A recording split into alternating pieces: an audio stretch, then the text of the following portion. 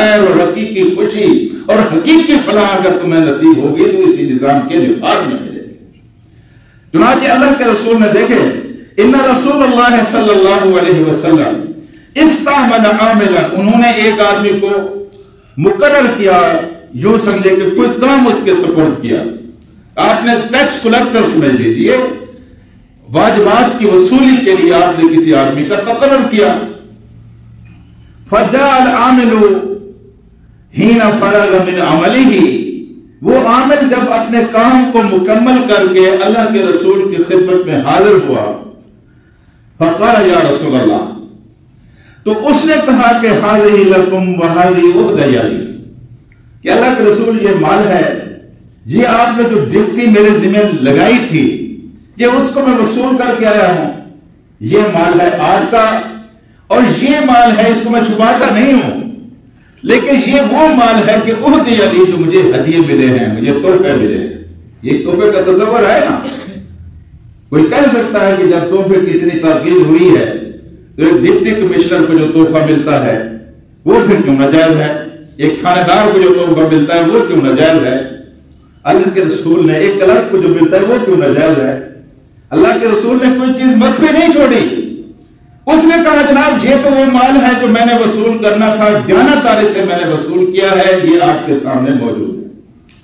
اور یہ وہ مال ہے اس کو میں چھپاتا نہیں ہوں، لیکن یہ وہ مال ہے جو لوگوں نے مجھے ہدیے کے طور پر دیا ہے، تحفے کے طور پر دیا ہے، میں نے مانگا نہیں ہے، خود جا کر دے دیا۔ اب اللہ کے رسول نے اس کے اوپر کیا رد عمل دیا سنیں آپ۔ فقال له، اللہ کے رسول نے اسے کہا افلا قعدت في بيت ابيك وامك فنظرت ايهدي لك ام لا، اگر تو اپنی ماں اور اپنے باپ کے گھر بیٹھا رہتا پھر تو دیکھتا کہ یہ تحفے تجھے ملتے ہیں یا نہیں ملتے۔ بڑی بڑی بات کہہ رہی،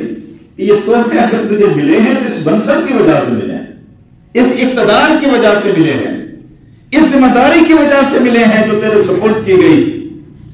اگر تو ایسا نہیں ہے تو تو اپنے ماں باپ کے گھر بیٹھا رہتا، اگر تو خود دیکھ لیتا کہ یہ تحفے تجھے ملتے ہیں یا نہیں ملتے۔ پھر حضور کریم صلی اللہ علیہ وسلم قام رسول اللہ صلی اللہ علیہ وسلم عشیۃً، پھر اللہ کے رسول عشاء کی نماز کے لیے اٹھے، نماز پڑھ لی، بعد صلاۃ کے بعد نماز کے بعد فتشہد واثنى علی اللہ لما هو اہلہ، پھر آپ کھڑے ہو گئے، آپ نے اللہ کی شہادت دی، یہ خطبہ مسنونہ جو ہم پڑھتے ہیں، وَأَثْنَى عَلَيْكَ مَا أَهْلَهُ،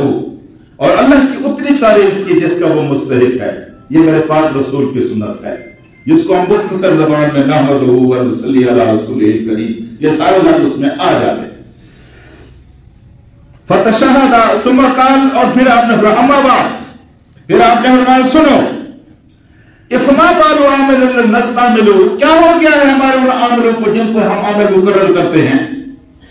کیا حال ہو گیا ان کو؟ اور پھر آپ نے فرمایا فَلْيَأْتِينَ وَيَقُولُونَ هَذَا مِنْ عَمَلِكُمْ وَهَذَا أُهْدِيَ لِي، جب یہ واپس لوٹتے ہیں ہمارے پاس تو کہتے ہیں کہ یہ سرکار کا پیسہ ہے اور یہ ہمیں ہدیہ نہ ملا۔ بالکل وہی بات جہاں بھی آپ نے ارشاد فرمائی، اور فرمایا کہ افلا قعد فی بیت امہ و ابیہ فنظر یہدی لہ ام لا، وہ اپنے ماں باپ کے گھر بیٹھا رہتا پھر ہم دیکھتے کہ اس کو تحفہ ملتا ہے یا نہیں ملتا۔ اس کے بعد پھر آپ نے ایک اصولی بات کی، آپ نے فرمایا سنو، فوالذی نفس محمد بیدہ، اس ذات کی قسم جس کے قبضہ قدرت میں مجھ محمد کی جان ہے۔ آپ بہت کم قسمیں کھاتے تھے، لیکن جب ناگزیر ہوتا تھا اس وقت یہ قسمیں اٹھاتے تھے۔ آپ نے کہا اس ذات کی قسم جس کے قبضہ قدرت میں مجھ محمد کی، لا یغل احدکم منها شیئا الا جاء به یوم القیامہ، حضرات کسی نے کسی کی کوئی چیز چرا لی ہے، نہیں چرانی چاہیے، بری بات ہے، لیکن کسی نے جنگل کی لکڑی کاٹی ہے، کسی نے نہر کا پانی لگایا ہے، کسی نے واپڈر کی بجلی چوری کی ہے، یہ معاملہ شدید تر ہے، کیونکہ وہ ایک فرد کا معاملہ تھا، وہ شاید آپ کو معاف کر دے، لیکن اس میں کروڑوں لوگوں کا ہاتھ ہوتا ہے اور کروڑوں لوگوں کا حق ہوتا ہے۔ سرکاری املاک سے، لوگ تو کہتے ہیں سرکاری مال ہے کھاؤ پیو، لا علمی کی وجہ سے، جہالت کی وجہ سے کہتے ہیں۔ اللہ کے رسول نے فرمایا کہ یہ مال جو سرکار کا مال ہے، خزانے کا مال ہے، کسی کے پاس وہ آتا ہے، لا یغل احدکم منها الا شیئا اذا جاء به یوم القیامہ، جب قیامت کا دن آئے گا جس نے اس سرکاری خزانے میں خیانت کی ہوگی، تو قیامت کے دن آئے گا،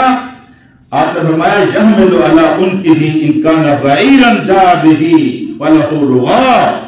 اگر اس نے کوئی اونٹ چوری کیا ہوگا تو اونٹ اس کے سر کے اوپر ہوگا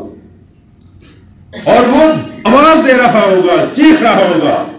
وَإِن كَانَ بَقَرَةٌ، اگر کسی نے کوئی گائے چوری کی ہوگی وہ اس کے سر پر ہوگی اور وہ آواز دے رہی ہوگی، اور اگر وَإِن كَانَتْ شَاةٌ جَاءَ بِهَا، اگر کسی نے بکری چرائی ہوگی تو وہ اس کے سر کے اوپر بول رہی ہوگی۔ میرے